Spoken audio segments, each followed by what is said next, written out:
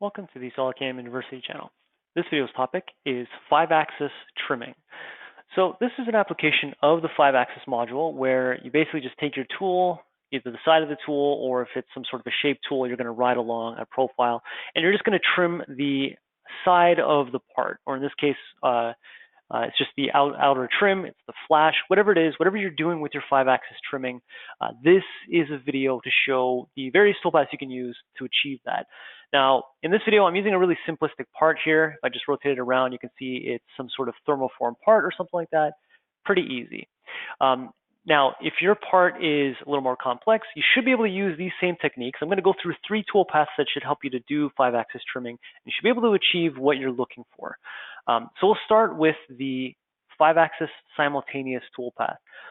This one is basically the parent of all the other 5-axis toolpaths inside of SolidCAM. You can do every type of 5-axis operation with this toolpath. The reason I'm going to use it here is because this is actually the one that I prefer, because no matter what the situation is with your part, you'll find a way to use this to do your 5-axis trimming. And it starts by choosing parallel to curve. In the geometry, I'm just going to choose the surface that I'd like to machine. In this case, this is the surface I've chosen. I'm going to ride the side of the tool along there. So basically, you can imagine that the tool will come down, the bottom of the tool will ride along the bottom of that edge, and that will trim out the part. This is either a deburr or this is removing the flash, whatever it is, whatever you're doing with your trimming. And I choose that because later I'm going to use that to orient the angle of the tool as it goes along.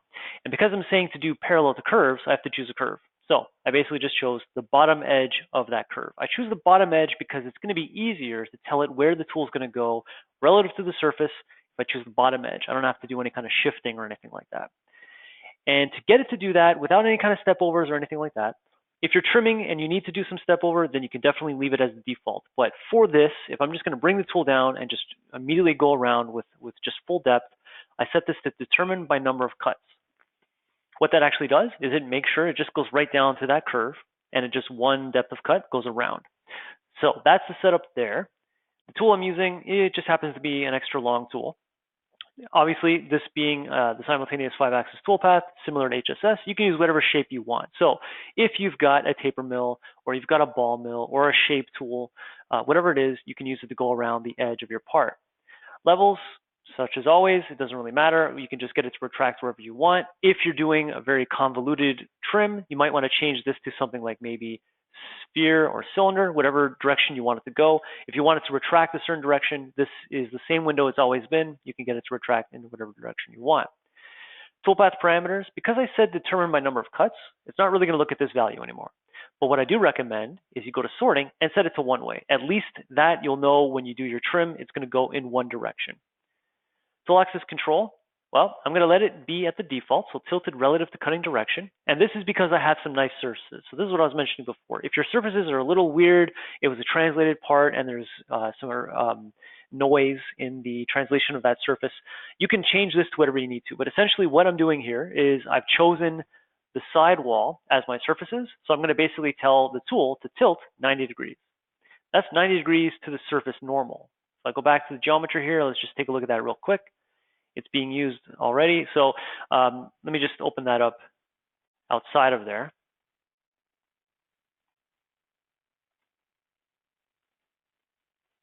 And if I just show the surface normal, it's just those yellow arrows. Those yellow arrows represent the perpendicular point on all the surfaces. And on the curved one, it is perpendicular at every point as it goes along. So when I say 90 degrees, I'm actually telling it to be 90 degrees to that arrow as it goes along. So because of the shape of the tool, regardless of what the shape of the tool is, but because of it, it knows to just rotate it 90 degrees and have a tangent point with that cutting surface. So it knows to use the side of the tool in this case. Again, this is kind of a more elaborate toolpath for this particular application. But once you get this all in place, it's easier to control, at least in my opinion. That's why I'm showing it first. Otherwise, you do things like you can add your lead in, lead out at the beginning. In this case, I've added a orthogonal line, 50 thou offset. If you need to do some gouge checking, you can. But essentially, all I needed to do was just choose my surface, my bottom edge, tell it to rotate 90 degrees. And with this very simple part, I get a toolpath that looks like this. You can see that it's riding along the bottom edge of all those surfaces. It's offset by the radius of the tool, and there is my 50 thou step over. If we take a look at this, in HostCAD, let me just get this view here.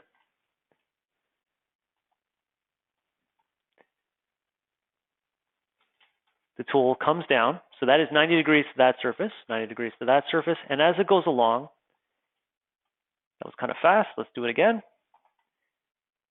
with a little bit of an angle here.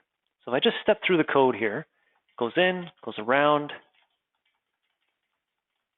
and then as it gets to this surface, even though it's a planar surface, it knows that it should start to do that because of the curvature of that curve on the bottom. So it's staying 90 degrees to that surface, but it's keeping the tool pointing at that curve. So that's why it begins to fan out there. And then as it goes along, we'll see that it pretty much does the same thing. It's just going to follow that. And then as it gets to the other side, it fans out. And I want to go back to this view because I want to show something specific.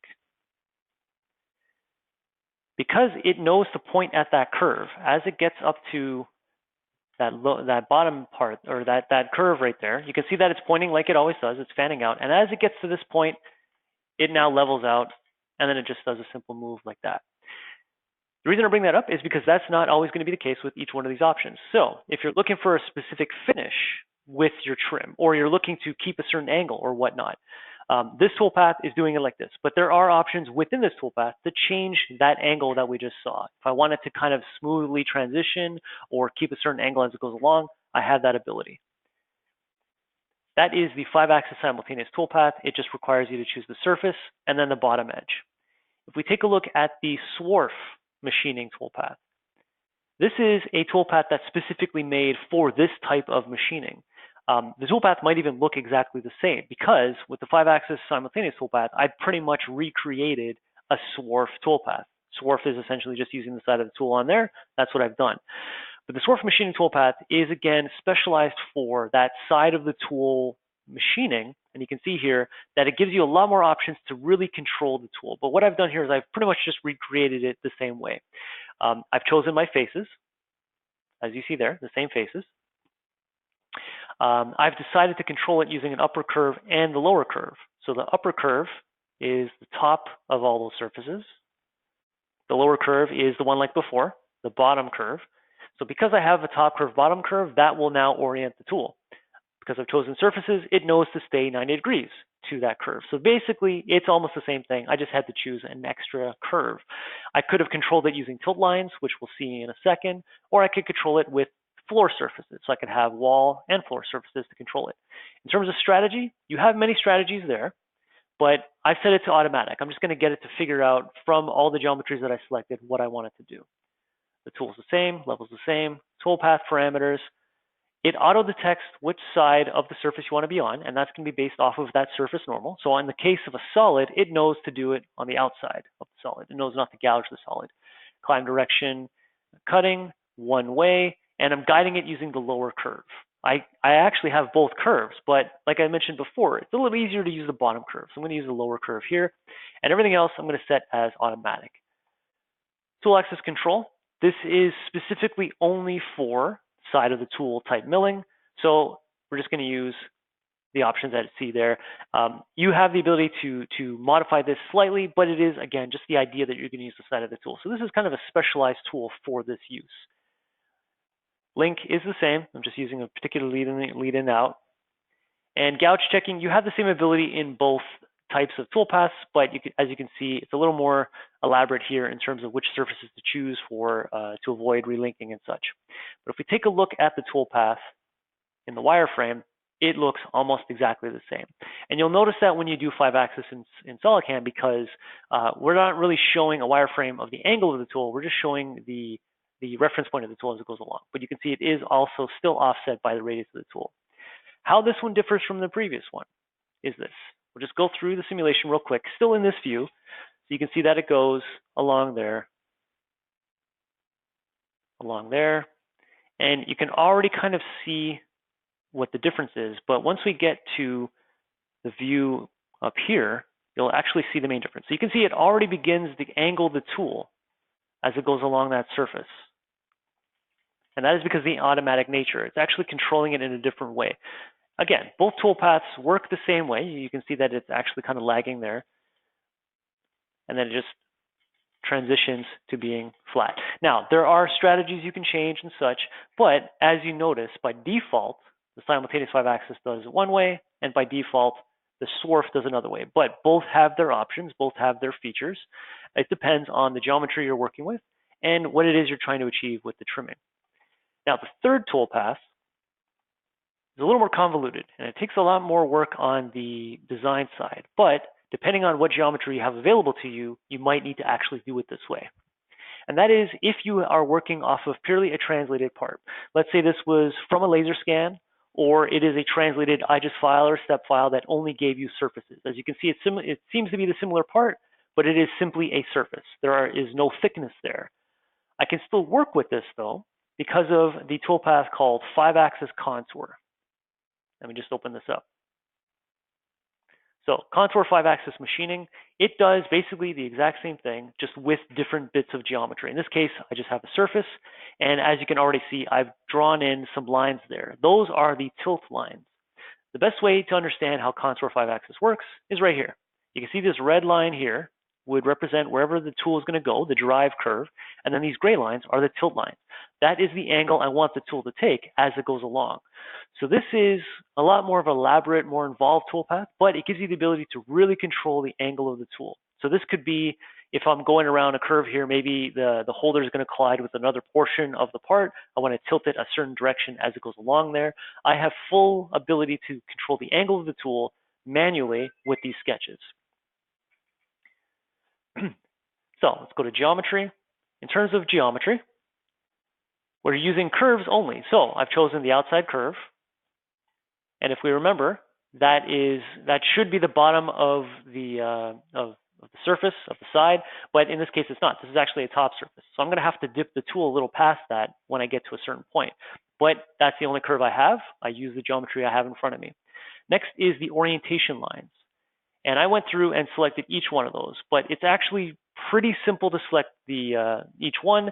All you got to do is just make sure that when you click on it, make sure the arrow is pointing upwards because you want it to be in the direction of the tool vector, similar to what we always do with 5-axis. And you can actually go through each one when you hold the control key. It actually closes the chain and goes to the next one. So that's a little trick that is in the modern versions of SolidCAM. Tool's the same, level's the same, toolpath parameters. You can see that it's following that contour exactly, so we only have really control of just saying follow the curve chaining and just be on the left side of that curve. Think of this like a 5-axis profile operation. It doesn't know which way is up, doesn't know which way is climb or conventional. You're just going to tell it left or right or center. Tool axis control. Because we're doing contour 5-axis and it really just assumes we don't have any surfaces or anything like that, the controls are really just based off of sketch geometry. And if we just do tilt relative to cutting direction, the default, we're going to tilt through the lines anyway. So we just have the ability to tilt away from the line. In this case, if I want to tilt exactly in those directions, I just leave it at 0. Wink is the same, and gouge check, probably nothing really there. Now, if we take a look at the simulation, it actually looks pretty similar. You can see that it's offset from my contour by the radius of the tool, and I actually told it to go down by whatever I know to be the thickness of my part. And let me just get back into the toolpath here, and I'll show you where I did that. If we go to tool axis control, in addition to setting up the angle of the tool, we can tell it how far in the tool vector to dip. In this case, I just told it to go another 250. 1/4 inch down, that's about the thickness of that plastic part. So I know if I go further down in that tool vector, I will actually be trimming where I want to trim. If we take a look at that in Solid Verify, in this case, I actually brought in a solid to represent the stock. And if we take a look at that, it pretty much does the same thing. It just comes in, goes around.